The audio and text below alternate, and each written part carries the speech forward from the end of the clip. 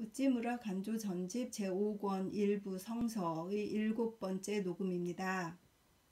기도드리고 책 읽도록 하겠습니다. 주님 은혜를 감사드립니다. 주님 고요한 밤입니다. 주님께서 주신 이 귀한 시간에 이 삶 속에서 아주 의미 있는 책 읽기를 하게 해주셔서 감사드립니다. 너무 좋은 리딩이라 리딩을 녹음하기 시작하고 그것을 또 나누고 싶은 마음에 페이스북으로 또 유튜브로 이렇게 올려서 누구 한 분이라도 들었으면 하는 마음을 주셨습니다. 하나님이 귀한 우찌무라 간조 선생님의 사상이 이 글을 들어서 이해할 수 있는 어떤 한 분에게라도 꼭 전달되어서 그분의 신앙에 도움이 되었으면 좋겠습니다. 그분의 영적인 질문에 대답이 되었으면 좋겠습니다. 읽으면서 제가 많은 대답을 얻는 것을 너무나 감사드립니다. 주님의 사랑에 다시 감사를 드립니다. 축복하여 주심을 감사드립니다. 읽을 수 있는 목소리와 시간과 장소와 모든 환경을 주님께서 미리 다 섭리로 인도하심을 감사드립니다. 끝까지 함께하여 주시옵소서. 인생에 함께하여 주시는 고마우신 우리 주 그리스도 예수님 이름 받들어 기도드렸사옵나이다. 아멘. 자, 오늘은 구약과 신앙 여기서부터 이렇게 읽도록 하겠습니다. 구약을 모르고는 신약을 알지 못한다. 구약은 신약의 기초이다. 해부 생리의 기초 의학을 거치지 않고는 의학을 알지 못하는 것처럼 구약을 거치지 않고는 신약을 알지 못한다. 그리고 기독교가 신약 성서 가운데 있는 것은 말할 것도 없다. 구약 성서의 연구가 없는 기독교는 기초가 없는 기독교다. 토대 없는 신앙이다. 깊지 못하고 강하지 못하여 언제 무너질지 모르는 신앙이다. 구약 성서는 유대 사람의 성서이기 때문에 기독교 신자에게는 필요 없다고 말하는 사람이 있다. 이것은 놀랄만한 무식이라고 말하지 않을 수 없다. 그리고 그리스도는 무엇이라고 말씀하셨는가? 너희가 성서를 연구하는 것은 영원한 생명이 그 안에 있다고 생각하기 때문이다. 성서는 나를 증거하고 있다. 요한복음 5장 39절 꼭 말씀하시지 않았는가? 여기에 말하는 성서란 구약 성서를 가리키는 것이다. 구약 성서 전부가 그리스도에 대하여 증거한다고 한다. 이 구약 성서가 기독교 신자에게 필요 없다고 말하는 것은 신약 성서 그것을 멸시하는 말이다. 신약은 구약의 연속이다. 마치 서가는 복음서의 연속인 것과 같다. 마태복음을 구약 성서를 떠나서 읽을 때 무의미하게 된다. 그렇지. 예수 그리스도는 다윗의 자손이며 다윗은 아브라함의 후손이다 라고 한다.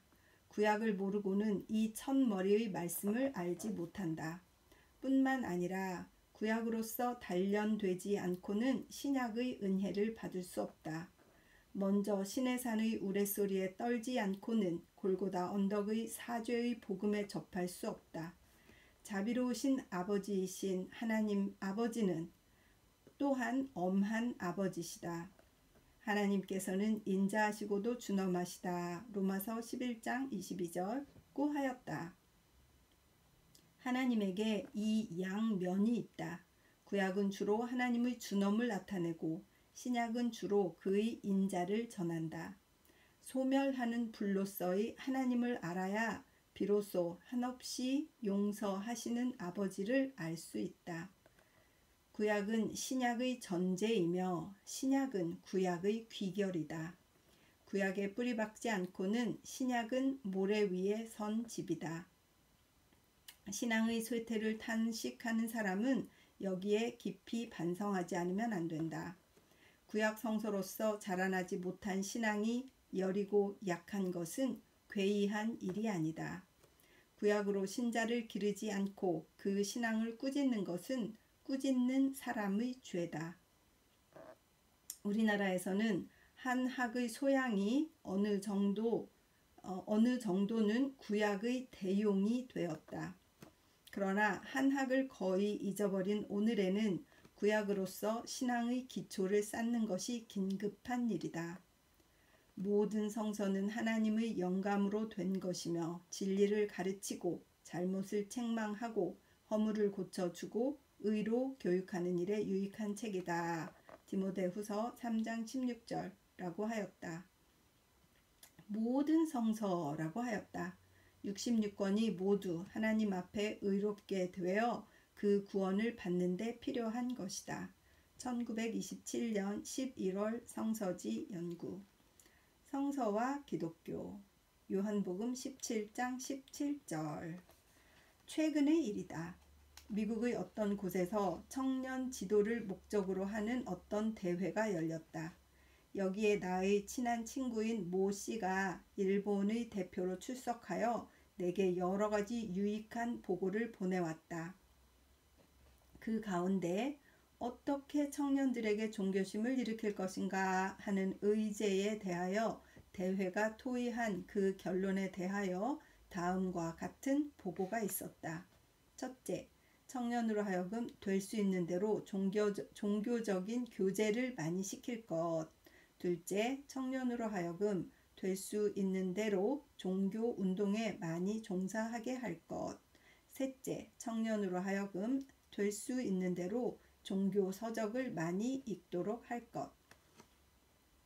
이상이 그 의제에 대한 그 대회의 결의였다는 것이다. 결의의 대체는 누구나 찬성하는 바이며 대회에 관계없는 나도 물론 여기에 대하여 아무런 이의를 말하지 않는다. 그러나 다만 하나 이상하게 생각되는 것은 그 가운데 성서 연구라는 항목이 들어있지 않는 일이다. 혹은 그것은 제3의 종교 서적 속에 포함되어 있다고 할 사람도 있겠지만 그러나 성서를 종교 서적과 동일시하고 딴 항목을 세우지 않았다는 그것 자체가 곧 성서 연구가 오늘 미국의 크리스천들에게 중요시되지 않는 좋은 증거가 아니냐고 생각한다. 내 친구의 다른 보고에 의하면 근대의 미국 청년 사이에 성서 지식의 결핍은 실로 두드러진 것으로서 이 일에 관하여 뜻있는 사람은 누구나 탄식하고 있다는 것이다. 그럼에도 불구하고 청년으로 하여금 성서를 읽게 하려는 특별한 노력이 이들 청년 지도자 사이에 보이지 않는 것은 참으로 이해할 수 없는 일이라고 말하지 않을 수 없다. 지금은 여전히 종교 서적을 많이 읽는다. 대개는 종교 철학과 종교 소설을 읽는다. 만일 사회가 읽는 종교 서적의 양에 의하여 그 종교심을 측정한다면 오늘의 사회는 결코 무종교가 아니다. 그러나 종교를 아는 것과 종교에 대하여 아는 것과는 전혀 별개의 일이다. 그리고 이른바 종교 서적은 사람에게 종교를 소개하는 것이며 사람에게 종교 그것, 곧 하나님을 보이는 것은 아니다. 가령 단테의 신곡이나 밀턴의 신라권 같은 종교 문학의 경전이라고 일컫는 것에 대하여 보더라도 이로 말미암아 사람이 회개하고 참 구원에 들어갈 수 있으리라고는 생각되지 않는다. 종교 서적으로 하여금 성서의 대용이 되게 할 수는 없다. 이것은 단테도 밀턴도 잘 알고 있었다.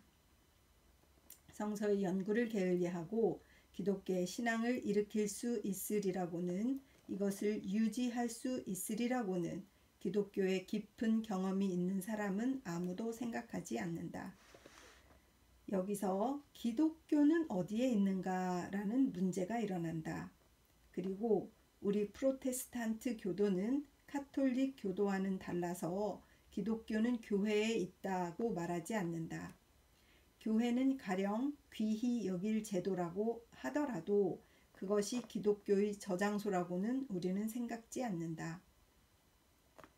만일 기독교를 교회에만 맡겨둔다면 즉시 사라져버린다.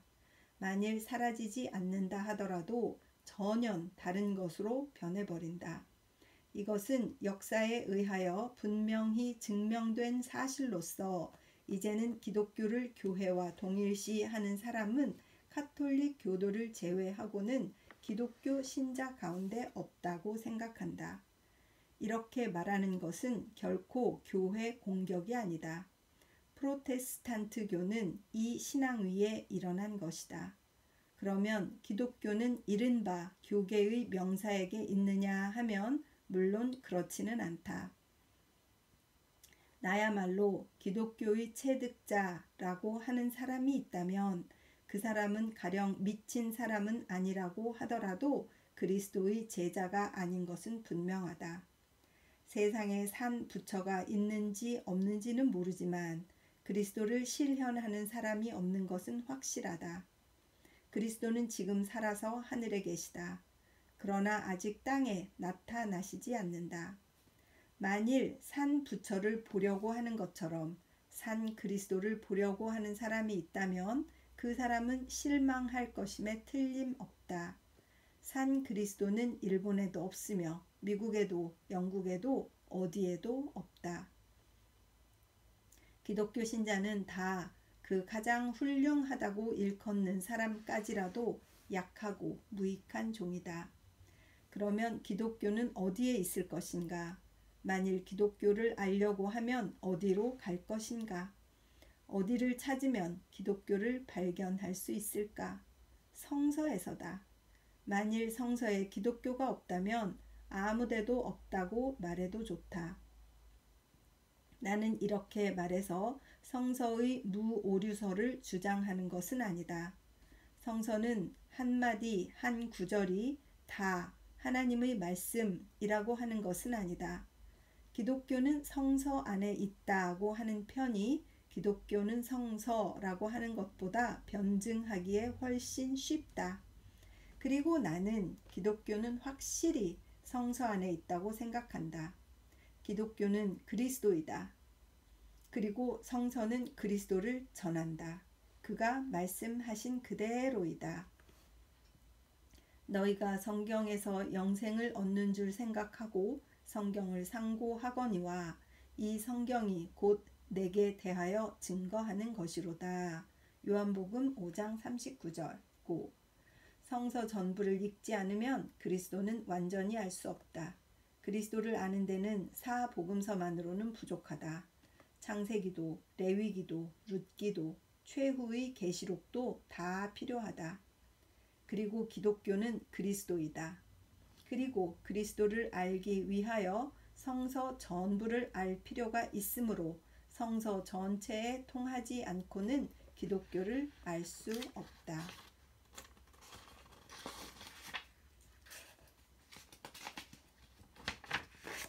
이렇게 말하면 기독교는 알기가 매우 어려운 것 같이 생각하는 사람이 많다. 참으로 기독교를 알기는 쉬운 일이 아니다. 어떤 일이든 그것을 참으로 알려면 어려운 법이다. 이 세상의 가장 간단한 직업이라도 거기에 숙달하는 데에는 많은 노력과 인내가 필요하다. 오직 기독교만이 쉽게 알 수 있다고 생각하는 것은 커다란 잘못이다. 그리스도는 세계 최대의 인물이다. 기독교는 세계 최대의 종교다. 그것을 혼신의 노력을 기울이지 않고 알려고 하는 것은 너무나 뻔뻔스러운 이야기다. 물건의 가치는 그것을 얻기 위하여 치른 대가에 의하여 결정된다. 많이 치른 물건은 귀하고 적게 치른 물건은 천하다. 이른바 많은 기독교 신자가 하찮은 이유 때문에 쉽게 기독교를 버리는 이유는 여기에 있다고 생각한다. 그들은 기독교를 얻기 위하여 상당한 대가를 치르지 않았기 때문이다. 그러나 기독교의 연구, 곧 성서의 연구는 생각한 것보다는 어려운 것이 아니다. 큰 진리는 다 간단 명료하다. 한번 그것을 잡으면 의심할 여지가 없다. 기독교가 하나님의 진리인 증거는 여기에 있다. 그 근본 진리는 이것 한마디로 말할 수 있다. 이것을 이해하지 못하는 것은 지식이 부족하기 때문이 아니다. 마음이 흐려져 있고 보는 눈이 단순하지 않기 때문이다. 하나님의 은혜와 이에 대한 사람의 신앙, 기독교는 따지고 보면 결국 여기에 귀착하는 것이라고 생각한다. 칸트의 철학도 그 근원을 거슬러 오르면 그의 경건한 부모의 신앙에 도착하는 것처럼 그리스도의 가르침도 또한 그 중심을 파고들면 하나님과 사람, 아버지와 아들의 관계에서 시작하는 것을 알 수 있다. 하나님 그리고 사랑은 우주만큼 넓고 인생만큼 깊은 것이다. 물 좀 마실게요.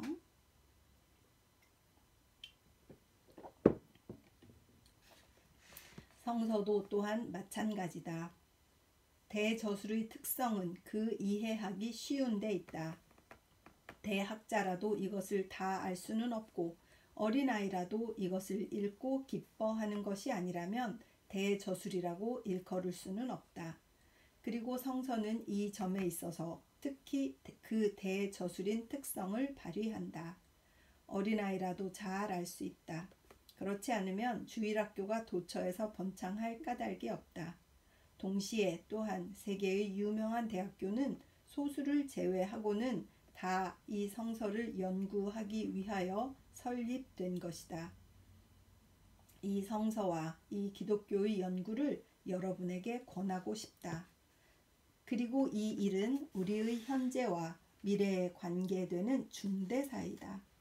성서 때문에 성서 연구는 고서의 도락 연구가 아니다. 내 생명의 근본에 관한 최대의 문제이다. 1928년 8월 성서지 연구. 그 다음에 성서 무류설에 대하여 읽겠습니다.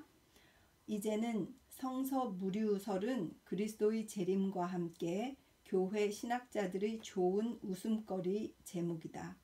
성서를 통째로 삼키지 말라고 하는 것은 학자답게 보이는 그들의 권고이다.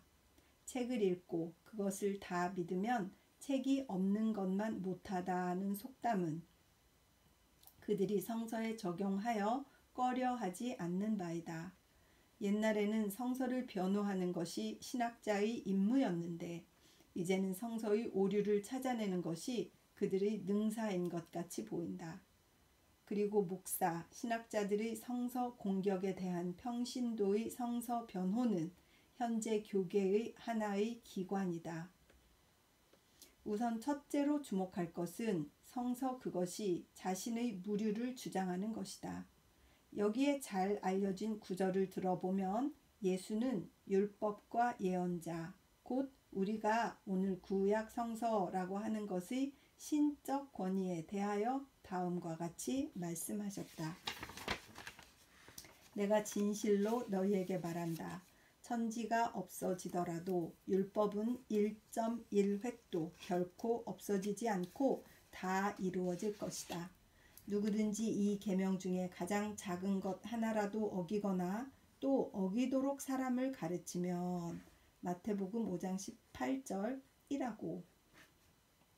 성서 무류설은 이보다 더 강한 말로 표현할 수는 없다.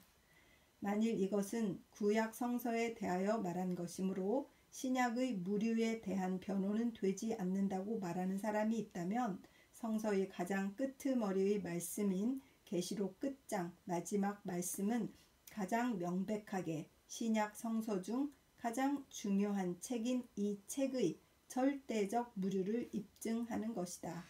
곧 내가 이 책의 예언의 말씀을 듣는 각인에게 증거하노니 만일 누구든지 이것들 외에 더하면 하나님이 이 책에 기록된 재앙들을 그에게 더하실 터이요 만일 누구든지 이 책의 예언의 말씀에서 제하여 버리면 하나님이 이 책에 기록된 생명나무와 및 거룩한 성의 참례함을 제하여 버리시리라 하고.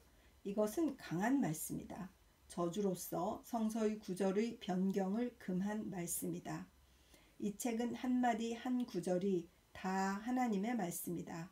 여기에 더하여도 안 된다. 이것을 깎아 버려도 안 된다.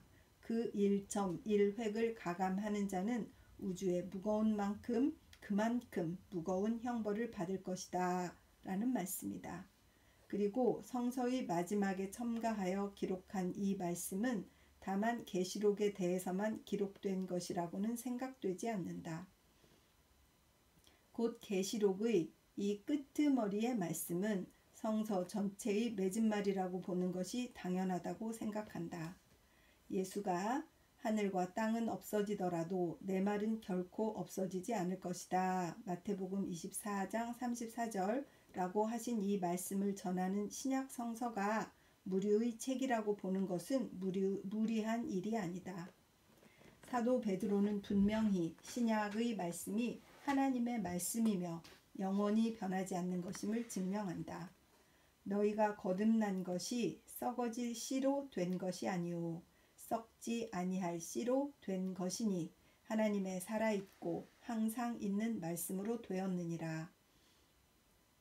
그러므로 모든 육체는 풀과 같고 그 모든 영광이 풀의 꽃과 같으니 풀은 마르고 꽃은 떨어지되. 베드로전서 1장 23절에서 25절이라고.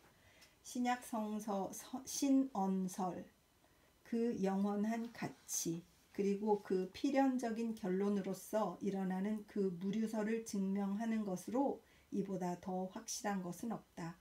그 밖에 성서의 자기 증명에 대하여 말할 것은 얼마든지 있다. 성서는 명백히 자기의 신성과 무류를 증명한다. 그리고 공평한 성서학자는 성서의 이 자기 증명을 부정하지 않는다. 그런데 현대의 신학자들은 말한다. 예수는 그렇게 믿지만 우리는 믿을 필요가 없다. 성서는 그렇게 말하지만 우리는 거기에 따를 필요가 없다. 기독교의 진리는 다른 데 있다고. 이렇게 되면 문제는 우리 대 그들의 것이 아니라 성서 대 그들의 것으로 되는 것이다. 예수는 성서를 어떻게 보셨는가?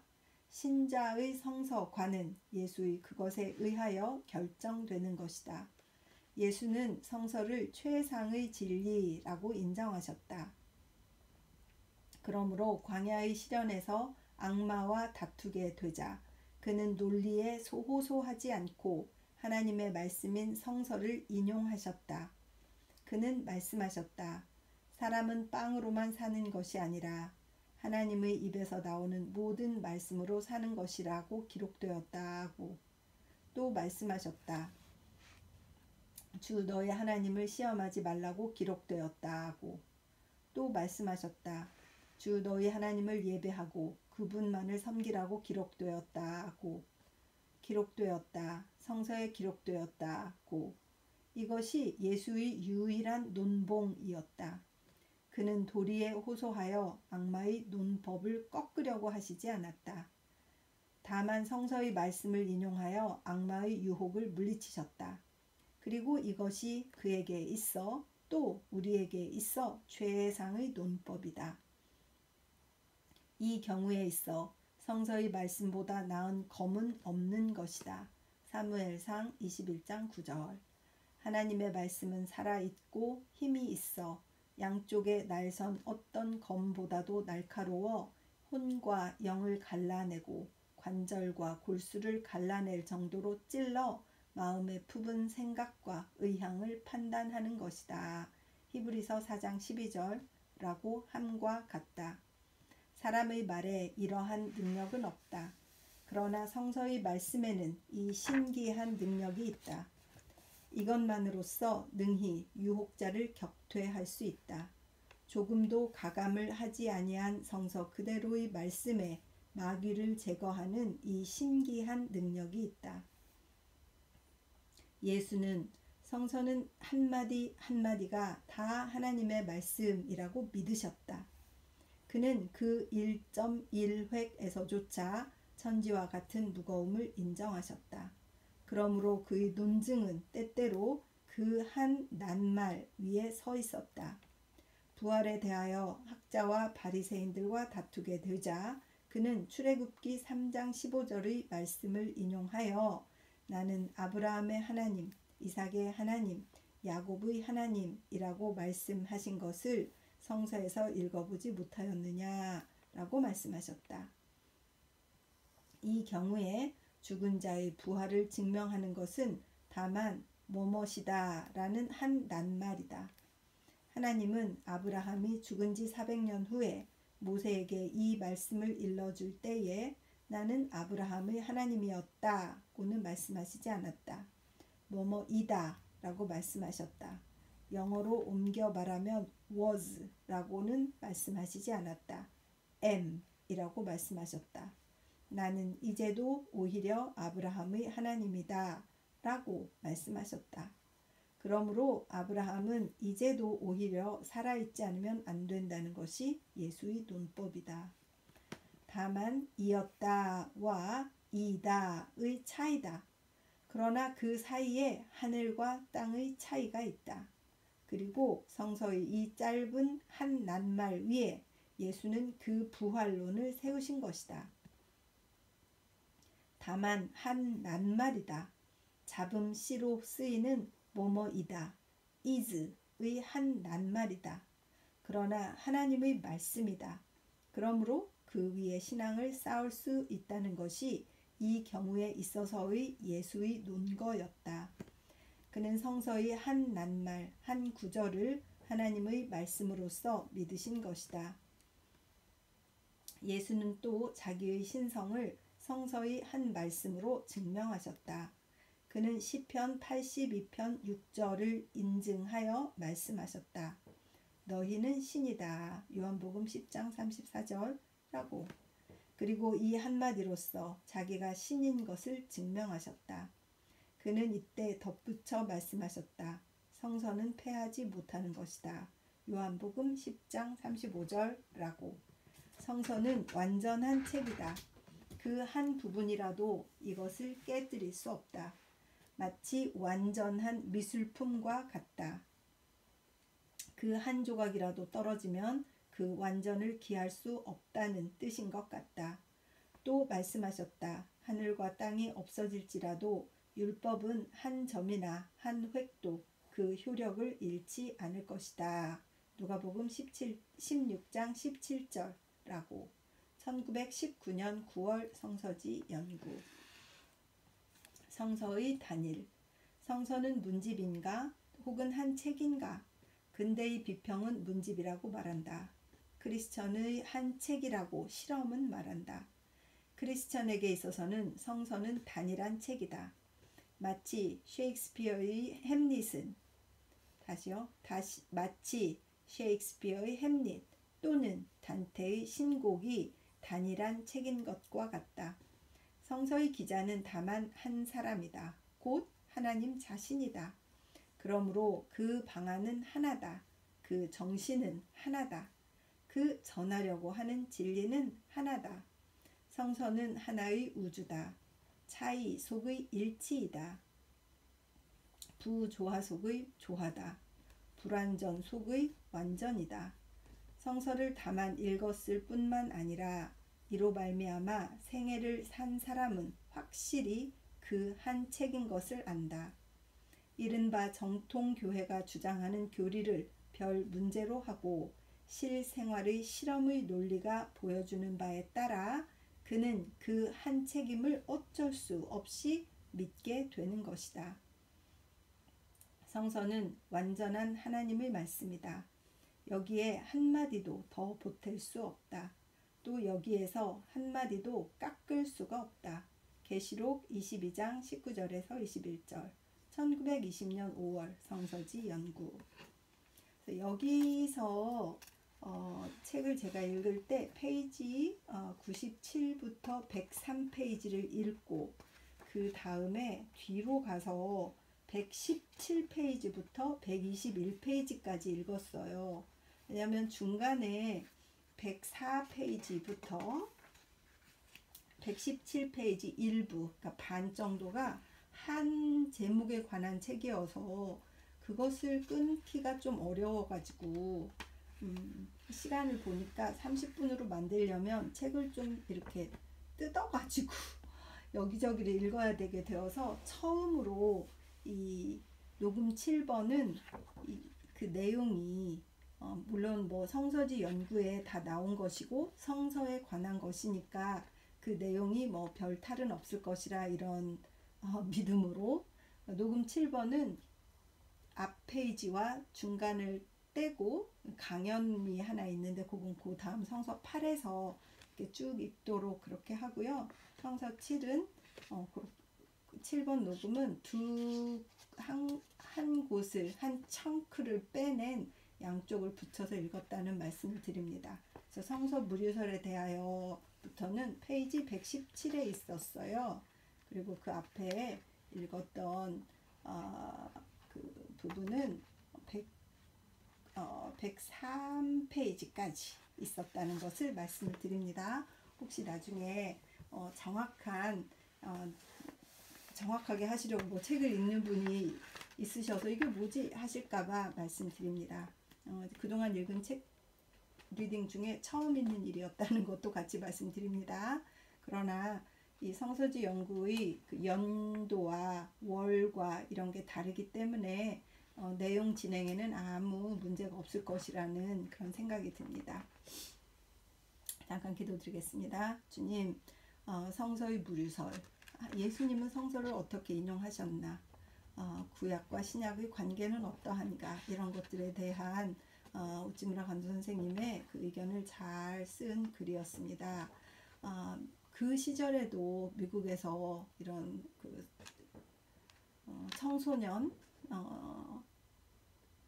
토론회 뭐 이런 게 있으면 이 성서를 연구해서 그들로 하여금 성서에서 배운 것을 실천하게 하자, 이런 것보다는 어떻게 다른 좀 다양한 것들을 적용하려고 사람들이 많이 애를 썼구나 하는 것을 알게 되면서 우리도 또한 그런 것들로 길들여진 신앙을 갖고 있지 않았을까 하는 생각이 들고, 그래서 이렇게 오랫동안 교회 생활을 했음에도 불구하고 성경을 제대로 알지 못했던 이런 일들, 이런 게 많이 생겼구나 하는 생각도 들고 개인적인 게으름도 반성하는 그런 시간이었습니다.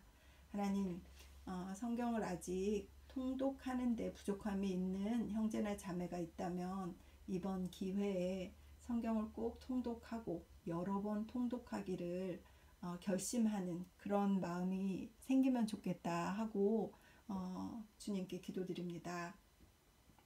그런 마음을 갖게 되는 형제나 자매가 있다면 주님 꼭 축복하여 주시옵시고, 그들이 성서를 끝까지, 처음부터 끝까지 통독하는 일에 열심을 내어서 그 안에 감추어진 보배를 많이 찾을 수 있도록 인도하여 주시옵소서. 감사드리며 고맙고 고마우신 우리 주 그리스도 예수님 이름 받들어 기도드립니다. 아멘.